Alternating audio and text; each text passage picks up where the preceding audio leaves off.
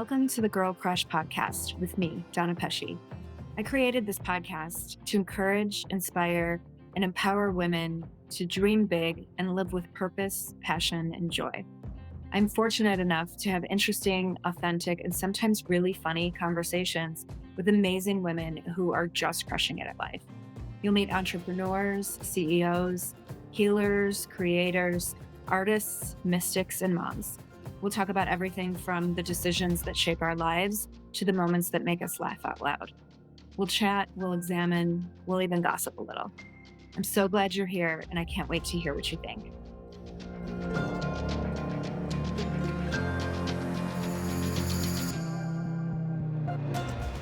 I am really excited for today's episode because I have two guests, and I think the best way to describe them is how I describe them, which is the goddesses of the Chicago beauty industry, Alex Brown and Demi Passaris. Welcome to the Girl Crush podcast. Thank you so much for being here.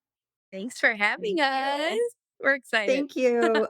You guys have both built just such amazing careers, and I want to talk about how you did that and where it's going and all of that. But I like to kind of start at the beginning. So, Demi, I'm going to start with you. You've been in the business, I think, over 15 years, traveled all over the country, learning new techniques and honing your craft as a colorist. And then were chosen to be a part of the opening team at Spoken Wheel in Chicago as a master colorist. Mhm. So tell me a little bit about your background, how you actually got into the industry. I got into the industry. I mean, I grew up in Elmhurst. You knew me as a kid I too. did. But I always say that this very much chose me because I was a creative who really didn't understand what I wanted to do. And I was lucky enough to fall into a position where someone kind of guided me to do this. So if you're going to put so much energy into something, put it into something you're going to enjoy. And at the time I was, 17, I didn't know that I was going to love this. I didn't know that I was going to make this a career. But what a gift it was to have youth on my side, that all the beginning stuff, that the stuff that's harder to do when you are in your late 20s, like people who get a late start in this, it can be hard.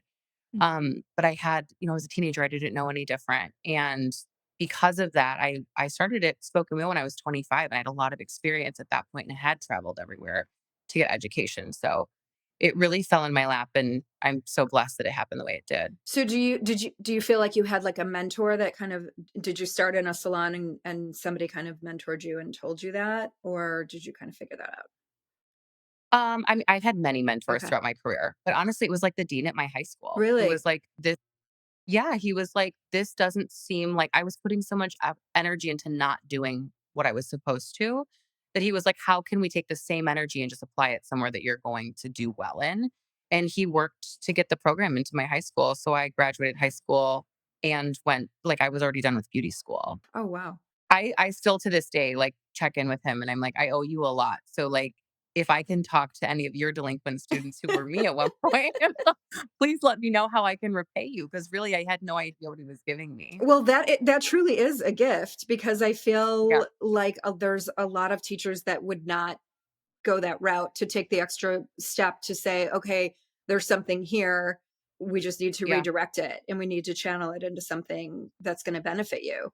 And that's amazing. And you got lucky to have like such a great teacher because I feel like that's not the norm.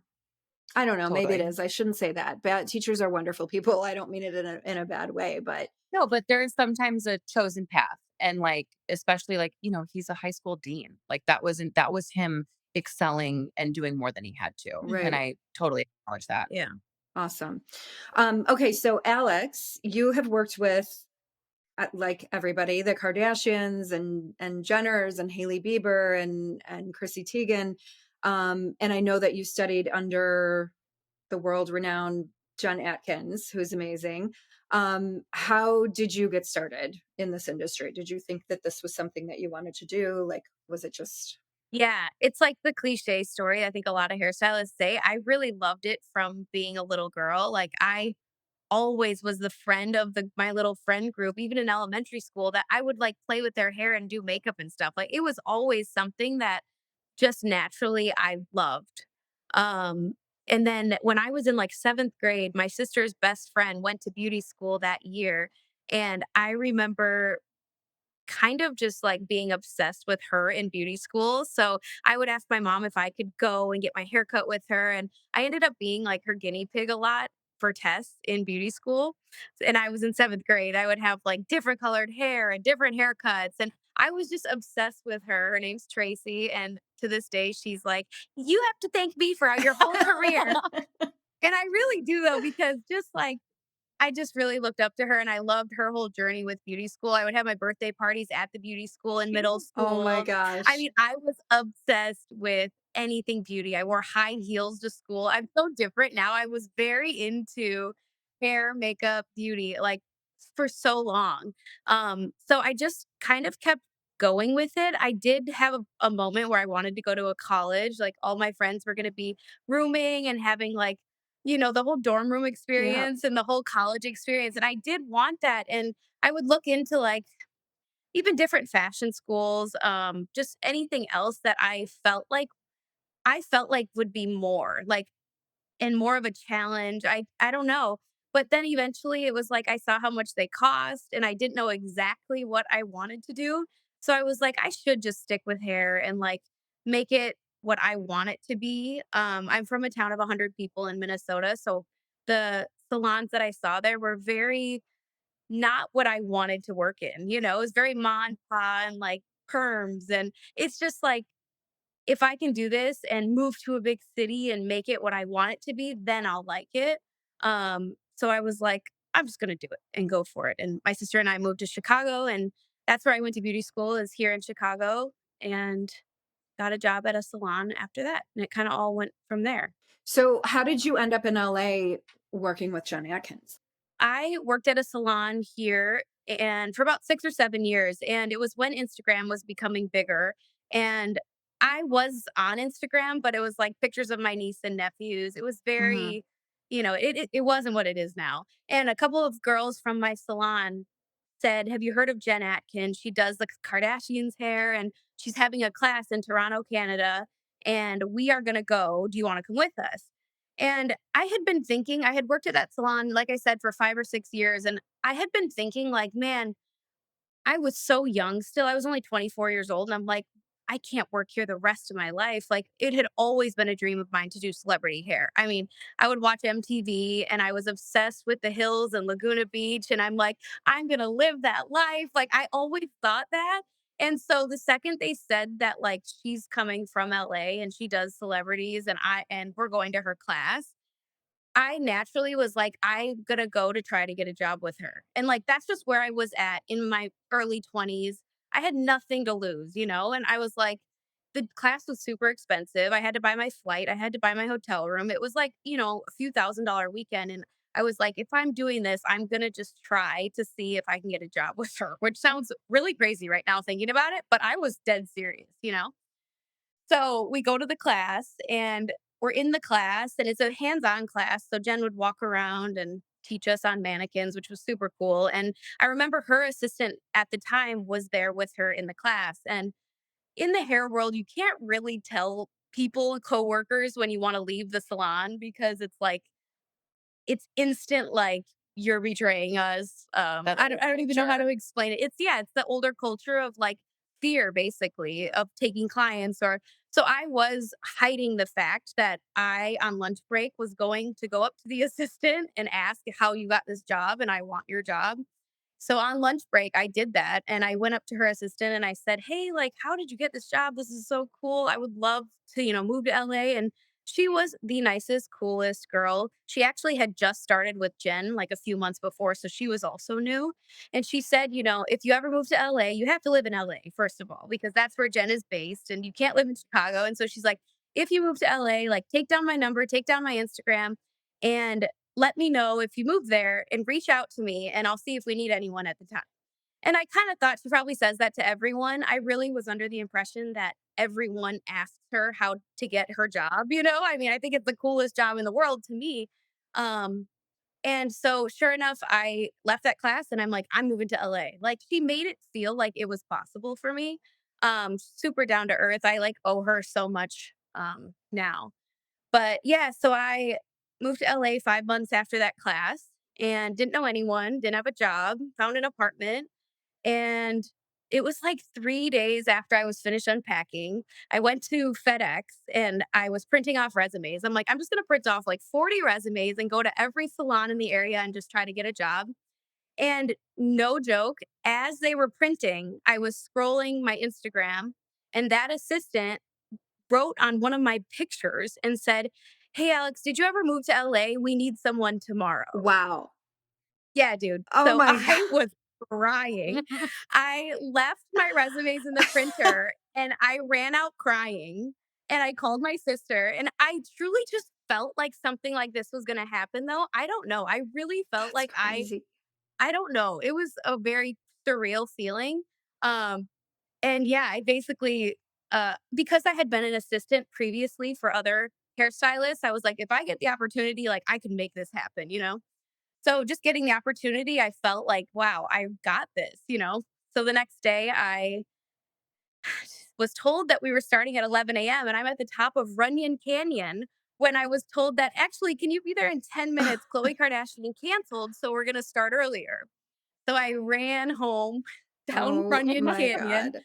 didn't shower or anything, and that was my first day with Jen. Yeah, it was at the salon. So That is unbelievable. I feel like just sometimes all the stars align to get us to where we're yeah, supposed to be, and that sounds like an example of what that was. yes, definitely. It was So crazy. you were there for a few years, and then you decided to leave, which is a big deal, I feel like. So we have to talk about that, to come Yeah. back to Chicago. Yeah, I had worked for her for 3.5 years, and, you know, it was exactly what I thought it was going to be. There was a lot of travel, it was nonstop. I do think I am a yes person, and I don't know how to say no to a lot of things, so I think I completely burned myself out. Um, and I think I was just so young and totally didn't know a lot about myself, and I just completely would say yes to every and anything, which was great, but at the end of the day, I it was something that I realized I didn't want for the rest of my life. Like the nonstop go, go, go. I think I just learned like what I valued more and it wasn't being a workaholic like I thought it was, you know? And I felt like in the like industry and world, I feel like when you're in it, you kind of tend to get sucked in it more because you are in demand more with clients too. And it's hard to say no to those types of clients because it's huge opportunities. And it sort of felt like I was just getting sucked into this hole of almost losing who I was and just doing things for other people. And I really realized like if I felt like I had to get out, to be honest. More for, like, mental health, but also just to take a step back and, like I said, I learned a lot about, like, what I value and what I want the rest of my life to be like. So, I ended up moving back to Chicago, and I opened up a studio here in the West Loop that I take clients out of to this day still, but it's my own private studio. I don't work for anyone anymore, which is a really great feeling because I was an assistant for 6 years. Um, and that felt like I did a lot for other people and I was like ready to be on my own finally. So, yeah, so I now have another salon that I opened and I have a dogs and a baby now. I haven't said I that yet know, that's so amazing. and a husband. And a husband. Can't forget about Don't forget about me him. too.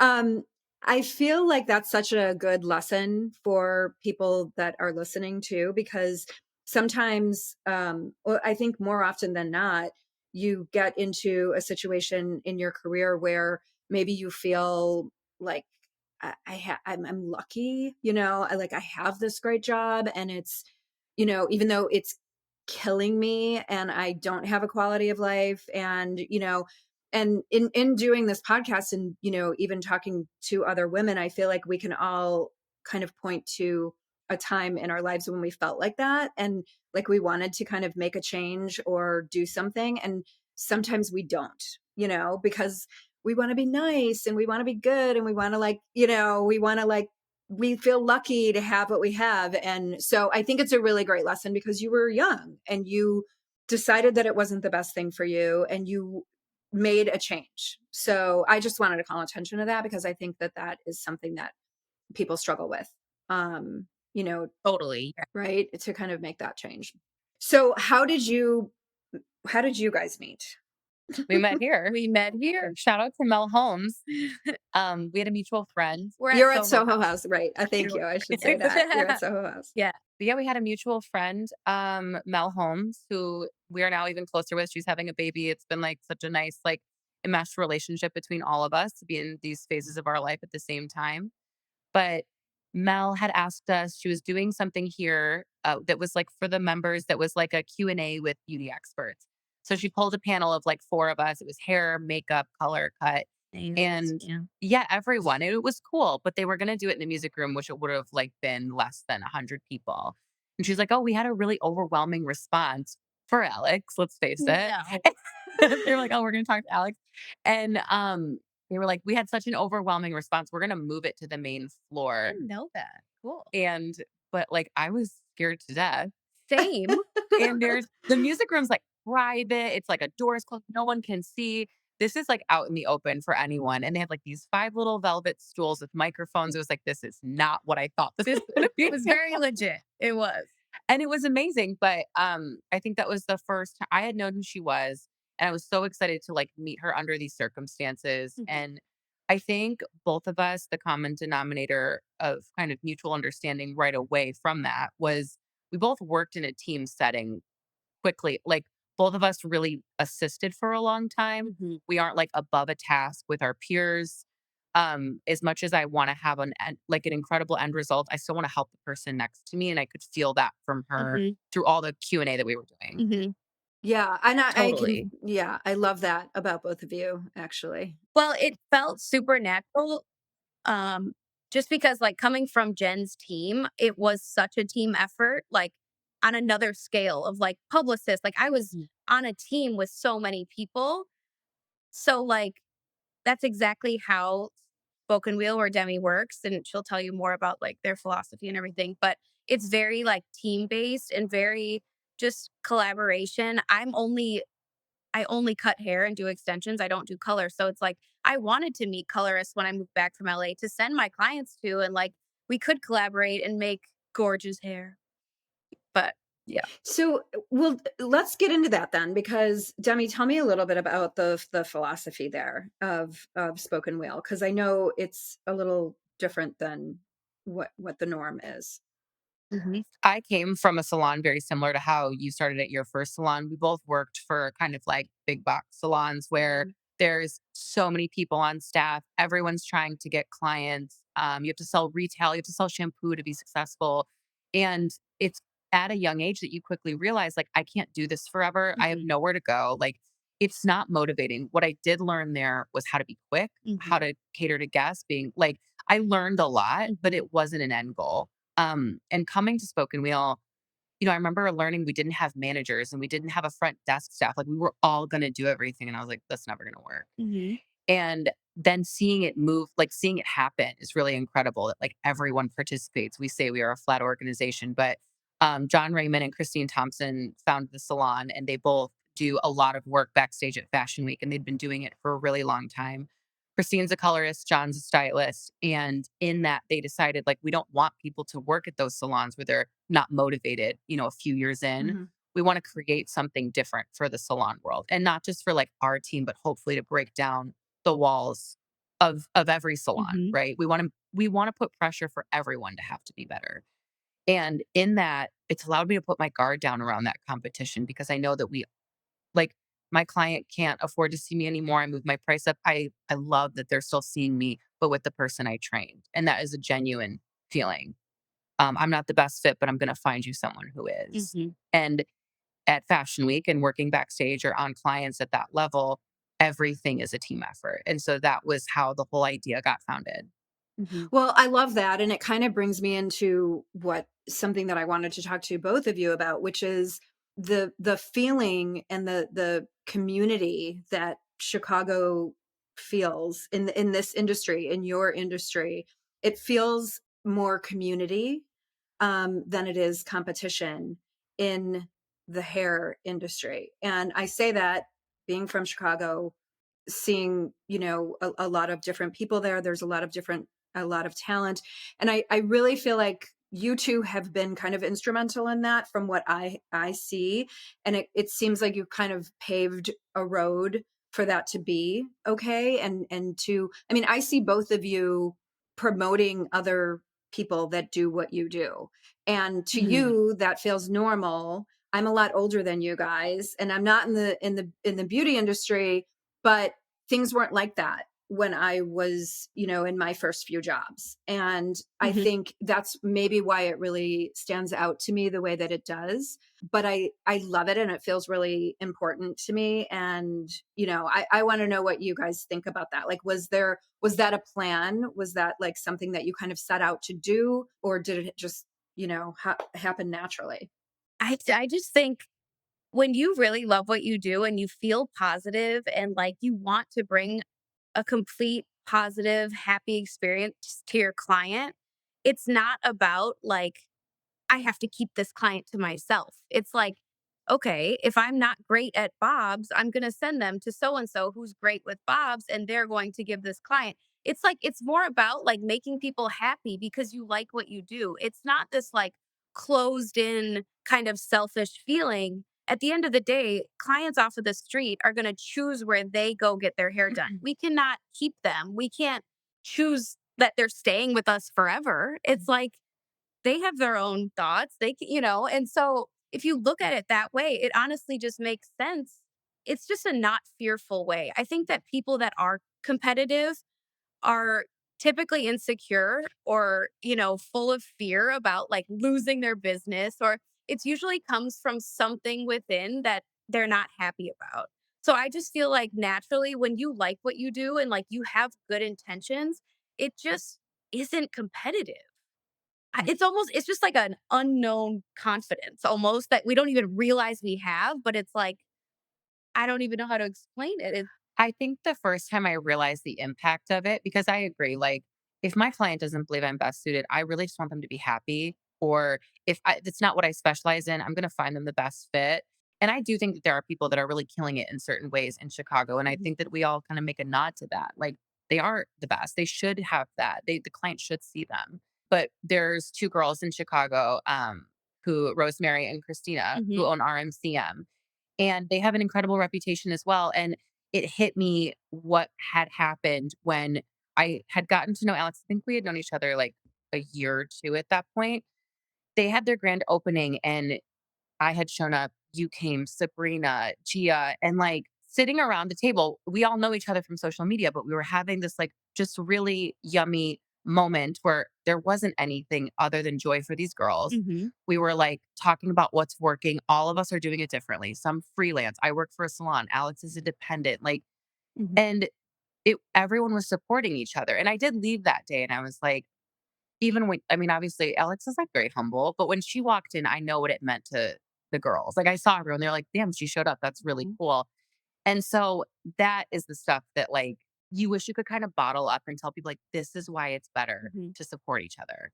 Yeah, it's more fun too. Like when I worked at a salon, I remember when I moved back from LA, I'm like, I don't know anyone in this city. I only know people from that salon. I'm like, there have to be other amazing colorists, stylists. Like, I feel like my whole world opened up when I moved back from LA. It was actually unbelievable. Like the amount of people that I've met. It's like we all follow each other on Instagram, but we never meet in person because we all work at different locations or we're freelance, or it's so much better when you just can like know people from all areas of the city. And like some people specialize, in more like punk hair. Some people are more in luxurious blowouts. I don't know. It's just like it broadens everything and it makes it more fun and inspiring. And it's been like such a great thing, honestly, It's since I moved. refreshing. It really is because it was not like this. And I think social media has bad a bad rap, but it really has brought a lot of people together too.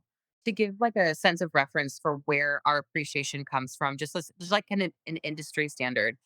I had to hide that I was leaving, like, you didn't wanna tell your team that you wanted to Mhm. work for Jen if I wanted to finish out my 2 weeks to make the pay I needed to do to transition to spoken meal. Mhm. So I could not tell anyone unless I was ready for it to be my last day. And they were never going to tell my clients where I went because they would not accept that level of like, it's so threatening Right. Mhm. that you could take them, right? Some salons you're required to sign a non compete.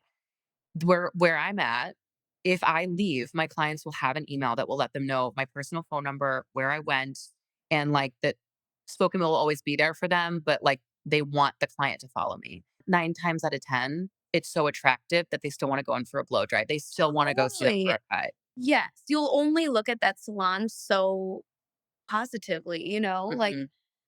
That's yeah. But that's unbelievable. I've not good never for heard me. of that. I like that. I mean, that's unbelievable. I think in any industry, I Yeah. mean, in any industry, like what industry, what job are you going to leave where somebody's going to tell your clients where you've gone? Like, that's amazing.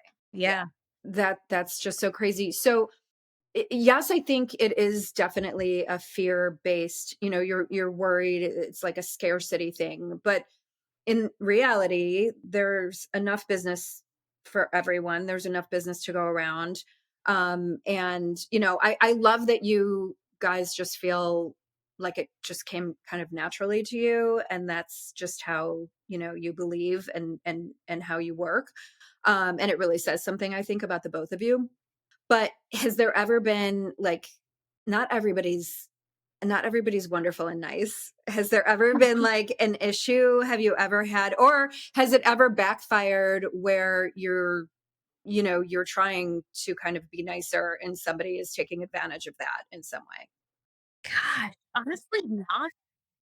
The only like really overt one that I experienced, which isn't even like it's a dated thing, and this person was coming from a place of being really protective, was we like one of our philosophies is that we don't discount things at the salon, but we gift the first service for free. And when we first opened, that we did it for anyone. And then we had like PR doing it for modeling agencies and things like that. And there was a stylist at a salon downtown who called our salon and was like, I want to talk to the manager. And was like, my clients who are models, which you guys models pay nothing to get their hair done. They get discounts on being hotter. It's just Yeah. an unfair world we live in.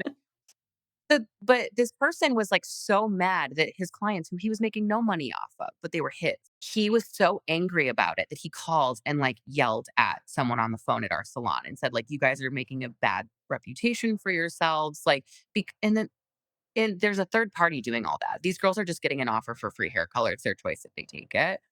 But that was kind of my first introduction, like, "Ooh, are we, like, ruffling feathers by being nice to people?" No, totally.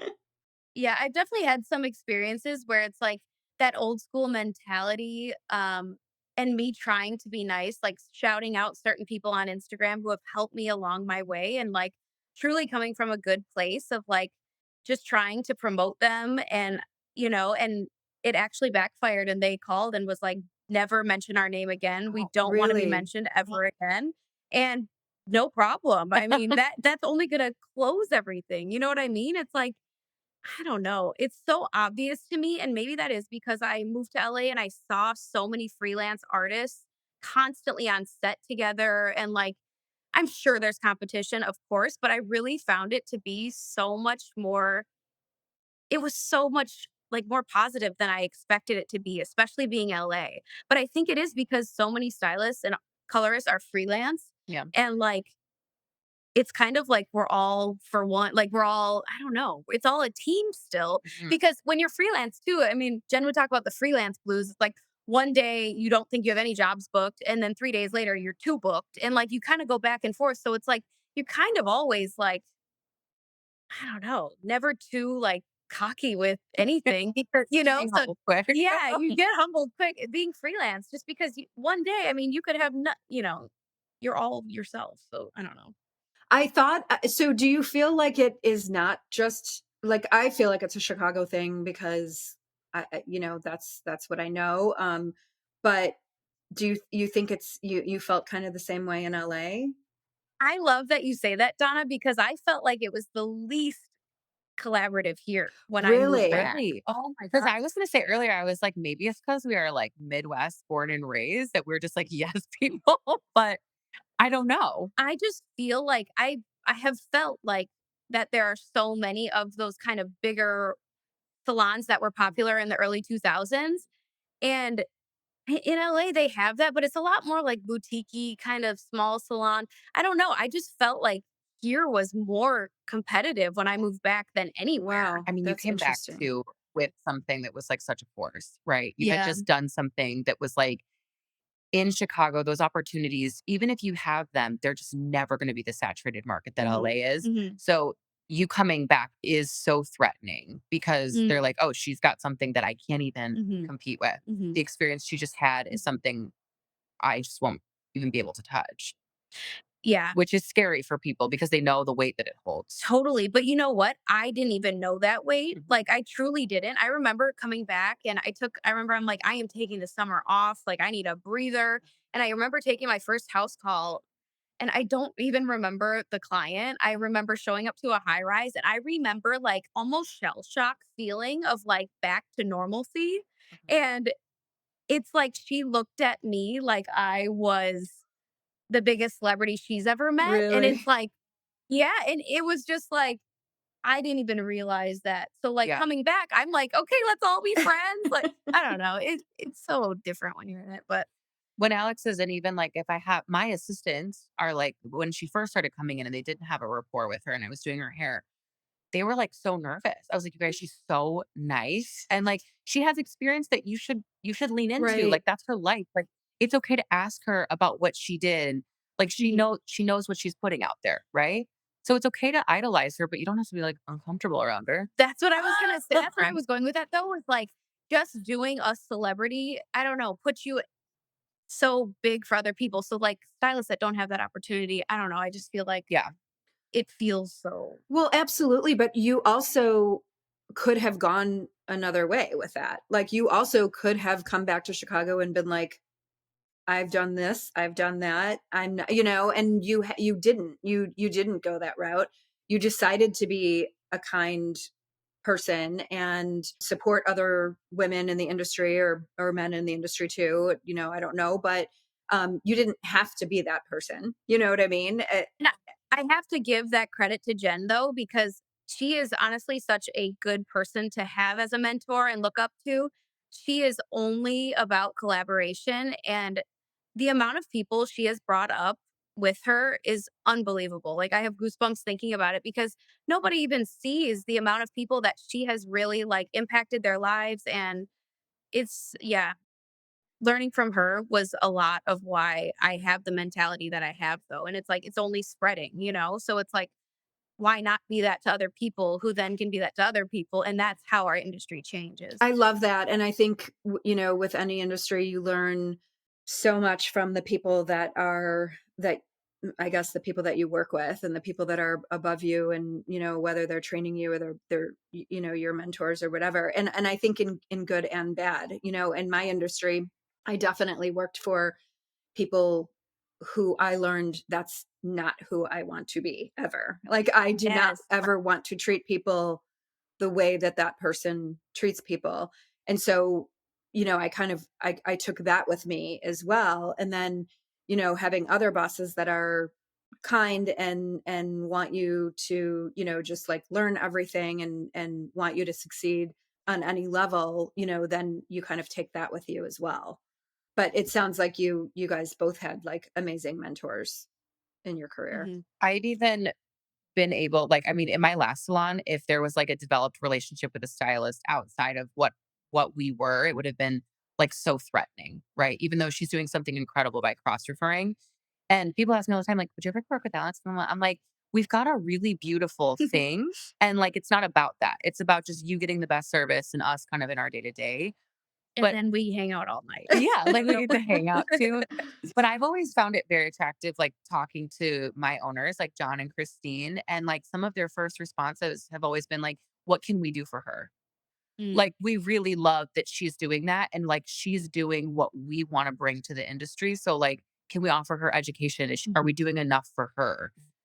Yeah, and even that thought, it's like I didn't even realize that I'm actually doing great for their salon, but, like, I'm solely thinking about the client, and I want them to have, like, a positive experience in the salon where everyone's helping them. When I get my hair done at Spoken Wheel, it's like another stylist or colorist is shampooing me and checking me out at the desk. I've never had that in my entire life. It is amazing. And it feels super genuine. And I have never seen that in a salon. And I just feel so strong about it that I want other people to experience that, you Oh, know? I agree. I have the same feeling. I mean, it's a great kind of energy in the salon. It feels very collaborative even if you're only, one person is only working on you.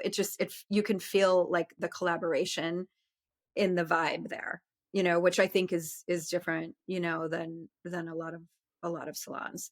So I know what you're saying about that. It's Mhm. nice to be able to, like, share that positive feeling too, like, I was so excited to be able to host Alex and do her hair for the first time.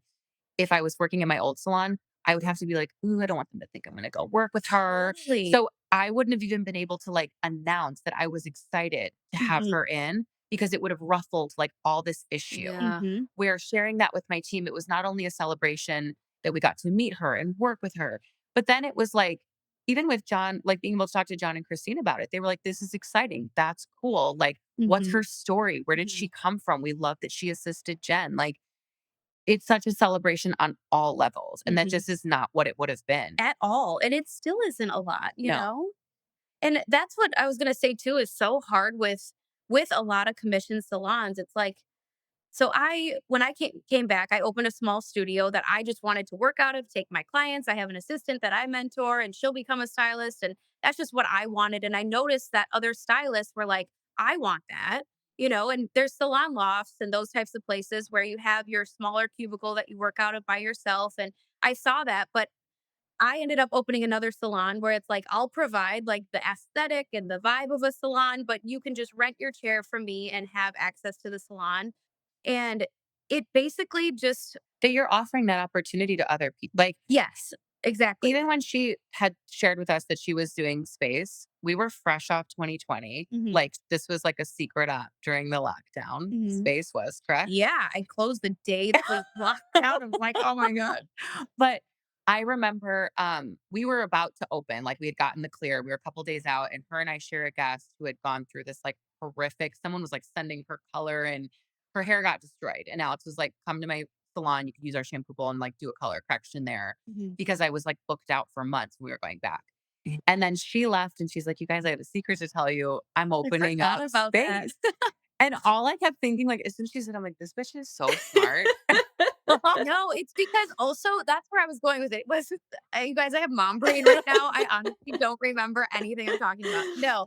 But with commission salons, it gets competitive Mhm. because the owner needs to pay rent. Yeah. And, it's like I needed to be at my old salon at 10 a.m., even if my first client was at 1 p.m. Because if someone walked in, Mhm. that was money for them, Yeah. and it gets scary because it's just so relying on the stylist to make their rent, Right. and so with space, I really wanted it to be like, I don't know, just more open and I don't have to manage anyone. They are their freelance stylists. I just provide the chair for them and, the salon. So that's a different business model too. So that's a completely different business model than a normal salon.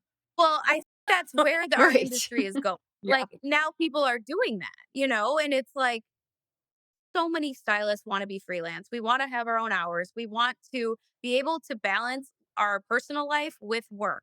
And we can do that on our own, especially the freelance life is not for everyone. Some people can't manage their own business, but for those that can, it's just so, I don't know, it's just so nice. Like having your own business, running your own ship, and just like being successful on your own. And it just, I think, then allows you to not feel competition. It's just like, well, I'm on my own, she's on her own. Yeah. It's like we kind of want to help each other almost. Right. I feel like with space, you've become such a launch pad for so many successful people too. And like, not only are people getting the opportunity to work under Alex's name, which is huge, but like they're getting to learn. Like, I went to one of Sabrina's classes. There's another colorist here in Chicago.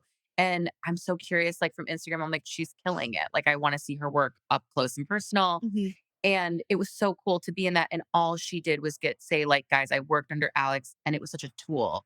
It was such a tool for me to have her as a mentor. And I feel like that's happening over and over again Yeah, there. I feel like with space, It's called Space by Alex Brown. That's why we call it Space.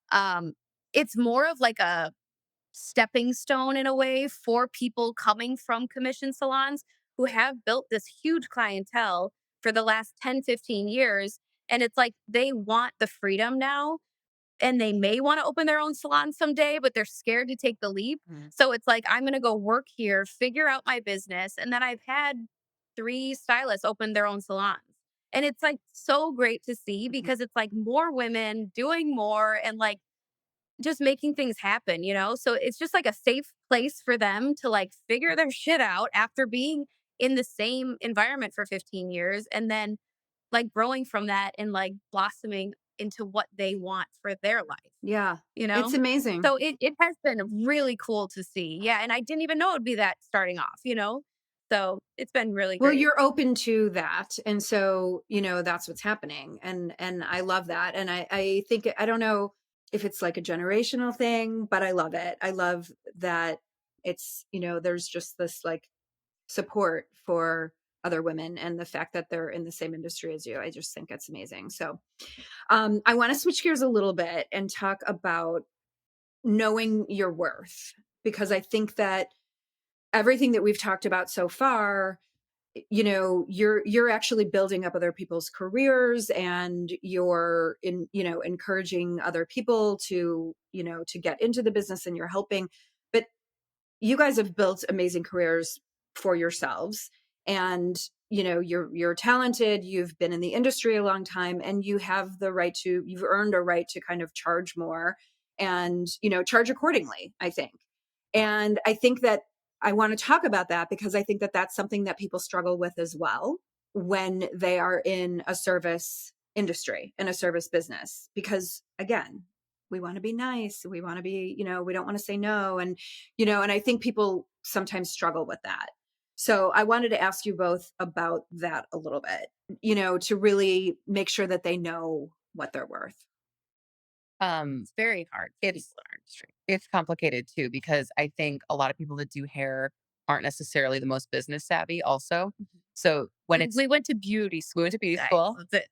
let's remember I was a delinquent when I started.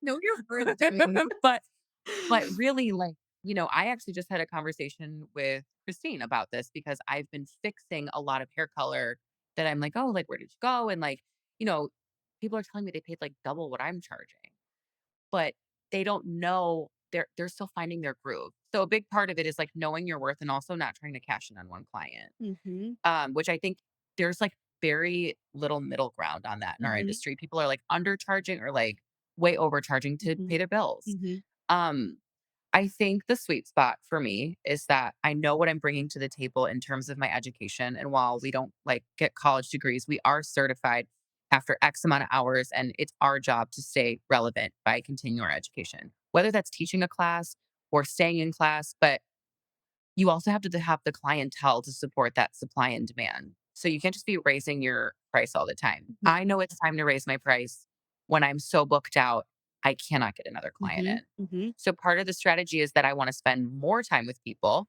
and I know I'm going to lose like 20% of them, and I'm going to replace that. So I'm going to be working smarter, not harder, and giving Mhm. people even better results. Mhm. So that's been not only that I've been coached to believe that, and I've been helped to understand when the right time is. Mhm. But also like when we first started, we work in custom color sessions, which is flat rate hair color. And I remember them telling me what my price was going to be, which was like, I think at the time 300 for anything, like a big service. And I was so nervous about that. Mhm. And then I look back and my sister was like, we got in a fight, so she went somewhere else. Um, but she's like, Demi, I paid 300 for a partial and I left wet. Right. So then I'm thinking it's important to also understand what everyone's paying and what they're charging. Totally. Yeah. I feel like a lot of hairstylists, I don't know what it is. Actually, I know what part of it is we have a personal relationship or what we feel is a personal relationship with everyone that Fine. sits Yeah. in our chair. And it's like, I am the type of person where I'm like, it's your birthday, free blow Yeah. up. Like, I get excited. And it's like, All I'm the too nice. Like, and my sister, she works with me a lot. Like, stop giving free stuff out. But Now, you just have don't a everybody personal, go and book with Alex on their yeah, don't birthdays. come to me Stop on your it. birthday. I set a boundary, okay? No, so it's like you have this personal connection with them and you want, I don't know, I just want I them could to not love agree it more. and I want them, it's an exciting thing. And to me, doing hair is like doing hair in a bedroom, like curling my friend's hair, you know? So to me, I don't feel personally like I would ever spend $250 on a haircut. I truly feel that way about me. So it's hard for me to charge that, you know? So I have to remember though, like the 15 years of hard work that I put into what I do, I am fast, I'm efficient, and like you have to almost, I don't know, get cocky with yourself a little bit about like how you are, in what ways you are better than others and why you can charge what you charge. If you have a wait list, that is the number one reason to raise your Yeah. prices. Like that is always a thing where it's like, if I have a long wait list, it's like, all right, I'm charging, too little. There's That's how people get burnt out though. It's like totally. my very like sobering moment, my come to Jesus was like before I had my baby. And I don't know if you felt that way also. I was like, I cannot be booked out for 3 months. If he gets sick, I will have nowhere to move Hmm. people. Like, it's very obvious, this is my price, this is my worth, and this is my time. Hmm. And when I come back, my stakes are higher with my time. Hmm. Like, I can't just afford to be losing time with him at home even. Hmm. So, it's a boundary thing as well. But what's Totally. interesting is like people that I thought like you feel so close to, when I raise their price, we weren't that close anymore. Yeah. Hey, where you at, girl? Yeah. We weren't as close as I thought we were. 100%. No, yeah. So, and not in a bad way, but here I am thinking that we're gonna have to like make meet in the middle. And they were like, "Oh, I got you." And some of them were like, "I got you. I'm happy to pay your price." Yeah.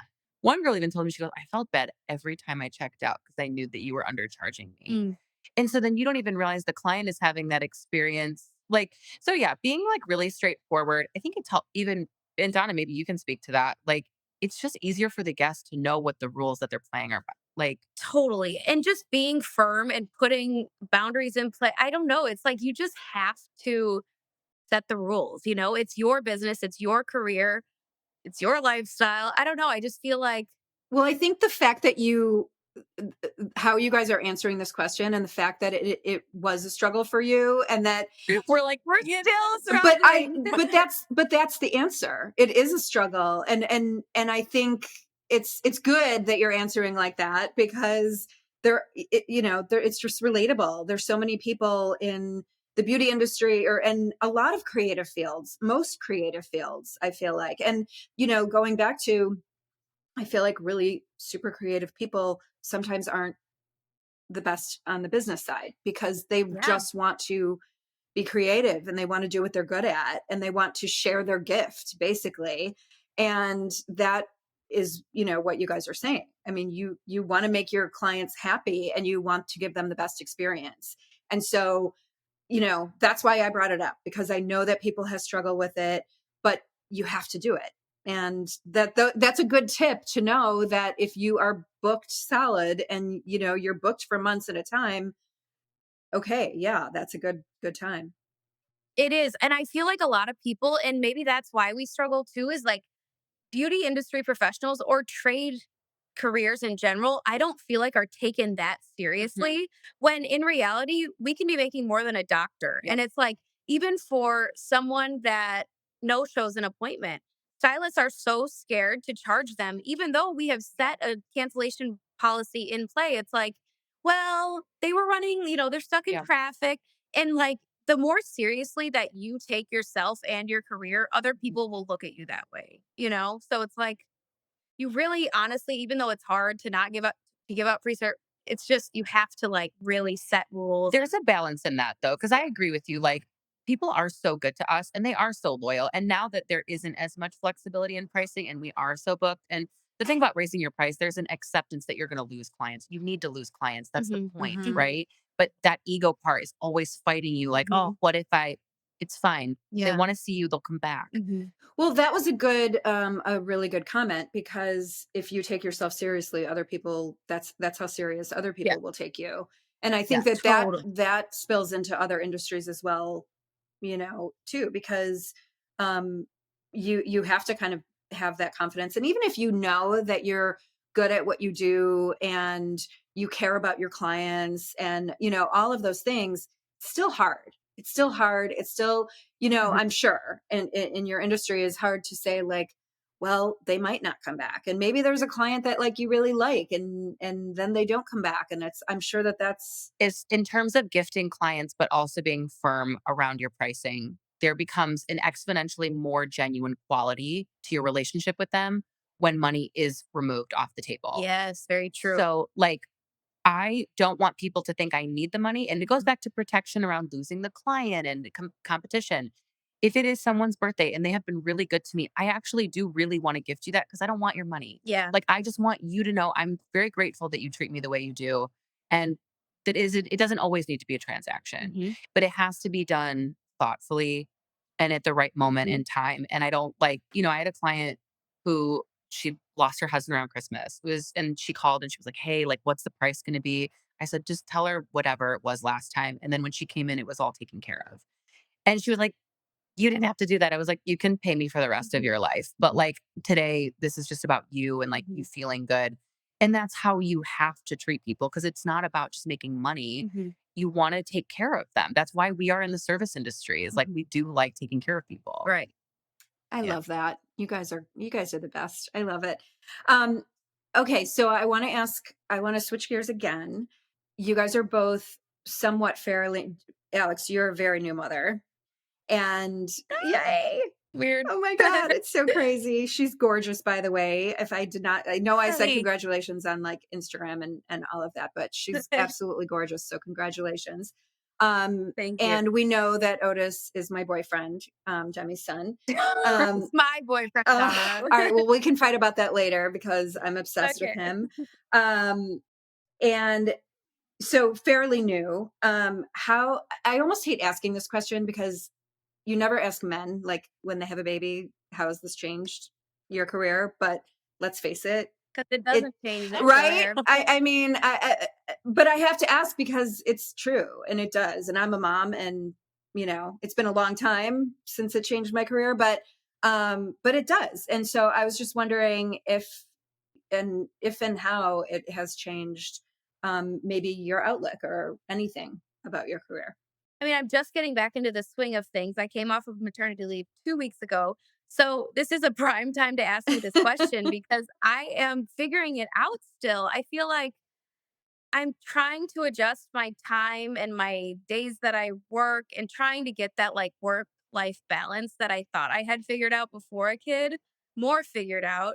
Time feels so valuable to me now. And lucky enough to have worked hard enough to be at the point where I can set my own hours, even if it's not before the workday or after the workday, and where clients will just come to me whenever I have availability. And that's probably proving itself to be one of the best things that I've worked this hard for. Um, is to like be able to have time now with my husband and Gigi, my daughter. Like I feel like it's just a juggle right now of figuring out my hours and just really making it work with both, Yeah. you know? So I'm in that. But Demi, you have, a 1.5-year-old. So you've had more time. A little more Figure it time. out. But I couldn't agree more. Like it really highlights like my time Mhm. out of the salon and my time in the salon. They both have to have like such an importance. Even today, us choosing to like film this here with you it was an intentional thing. We Mhm. wanted to not be at home. We wanted to be in this mindset with you and like fully present. I think that the thing that I've learned, especially working on a lot of women, and some of which who are mothers, there's been extreme highs and extreme lows with going back and understanding that. Because I think part of what there's women I never understood until I had a child that I'd worked on for years that I Yes. feel closer to than I never thought I'd have anything in common with them. And I have a different respect for women that maybe I didn't necessarily like before, or like didn't totally vibe with them. I'm like, damn, you're a really good mom. You've got this figured out. And then we are kind of just as a generation, and like, I don't know if you feel this society as well, there's a lot of people choosing not to have children. And unfortunately, going back to work as a working mom, some of me being a good mom feels like how invisible I can make that in my career. Because some people don't want to hear about your kid. They don't care Mhm. about that part of your life, and they totally don't have to. But I do feel like it's changed how honest I can be about my personal life. Mhm. So while it's brought me so much closer to so many people, and I feel like I'm so embraced by so many women, Mhm. I definitely feel like there's some people that I'm like, "Ooh, I have to be careful how much I'm talking about my son because this isn't something they want to hear about. That doesn't make me a good mom." Like I think some people think children just as long as they're not heard or dealt with, then it's that Yeah. they're great. You're a good mom. And there are a lot of people like that. Mhm. Which I think back to me before I had a child, and I think about, like, maybe things I had said or, like, things I had done Mhm. that even to my own friends, and I told my one girlfriend, I was like, "All I ever did was tell you, 'Just bring your kids with, it'll be fun.'" And, like, in hindsight, she needed to be alone. Yeah. Yeah. I'm just reviewing, like, all who I was and who I'm becoming, and, like, I just am trying to filter that because we are so close to our clients that, sometimes it's you don't know how much to give of yourself in that way. Totally. That's such an interesting perspective. And I remember the struggle. I mean, obviously, my daughter Dominique is 27 and married, and I'm not like in that anymore. But I definitely remember, and she remembers, her being younger, and she will say like, you had your BlackBerry like connected to your palm at all times. Like I remember that, and it's kind of in one way, it's like, oh, did I like that's awful. But then in another way, it's like, no, I was actually like, I remember missing, not going, like, not taking on certain projects and like not doing other things and, to be there. But I was always kind of trying to do both. And, my career was really important to me when I was younger and, still is. And I think that um, got a lot out of my career, and it's part of who I am as a person, and and all of that. And I think that there's no right answer. I think that everybody like struggles for that balance, and it's like it doesn't really exist. It only exists for what's right for you, for what's right in that moment for you as a person, and you as a mother, and you in your career. I remember once we had moved to another city, actually to Elmhurst, and Dominique was going to be starting a new school. It was completely new city, didn't know anybody, and I was supposed to be scheduled to be away traveling on a project the day that she was going to start this new school. And it traumatized me, like just traumatized me. And I finally said, I can't do it. This is like, what if what if kids are mean to her? And you know how girls can be in middle school, like, girls are the worst. And I was like, I can't do it. And I didn't. And I stayed home so that I could be there on that first day of school. And will never forget, I picked her up. It was like 2 blocks. So I walked and I picked her up, and she literally came out of school, and I was like, how was your day? And she was like, it was so great. And like, I have a new best friend, and can this Oh. person come over tomorrow? And can I do this? And I was like, as much as I was happy that she had a great day, I was like, oh my God, I literally did not have to be here. Like, she would have been Totally. fine. Yeah. So Totally. um Oh, it's just a crazy, it's a crazy thing for, women to kind of try to, work on that, that life balance. So yeah. And also, like, it can show them what can be done at the Yep. same time. It's like, no, we're still running shit over here and we're at your game, or we're picking. It's like, I don't know. I love that about women now. It's like we can be so many things. It's hard, but I feel like it's just come such a long way. Like, even with trying to see my trainer and work out now and everything, I'm like, I can't. I have to be with Gigi all day on Mondays. That's my thing. And he's like, well, what's so bad about bringing her with and seeing her mom work on herself? And love it's it. like looking Amazing. at it that way, I was like, Damn, that's really wow, like good. we'll be here Monday. That's But amazing. yeah, Yeah.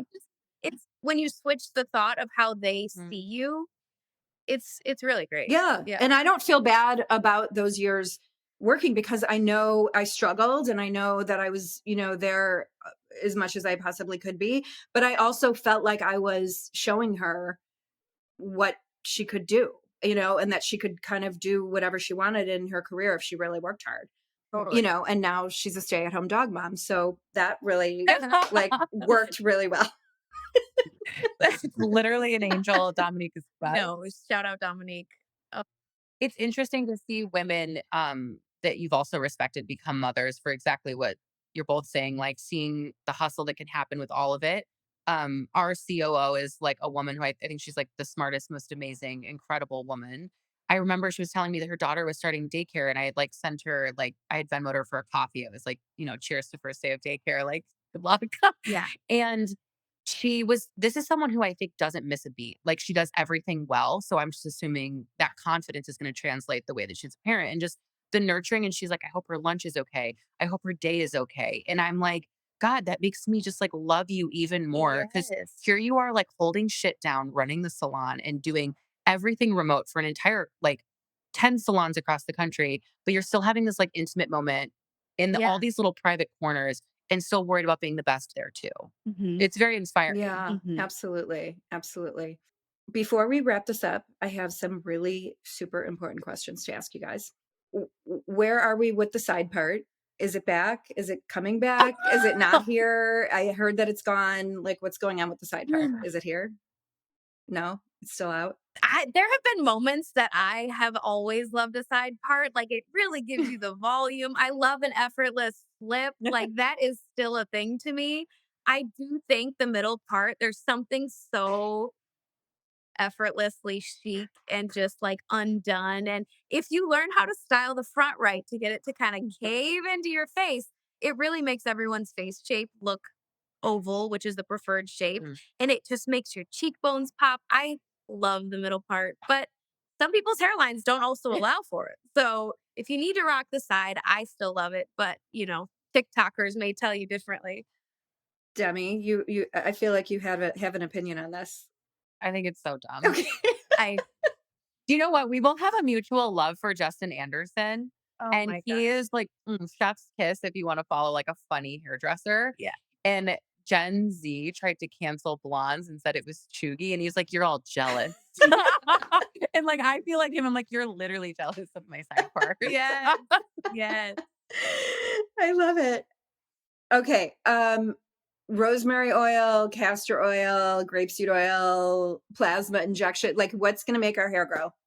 Eating healthy Yeah. and it has to come from within, I think. Inside out. Yeah, like everyone's trying shout out to the supplements and the topical serums. And I don't know. I really think it does come from within and genetics. Yeah. You can keep it as healthy as you can once it's already grown. Yeah. Yeah.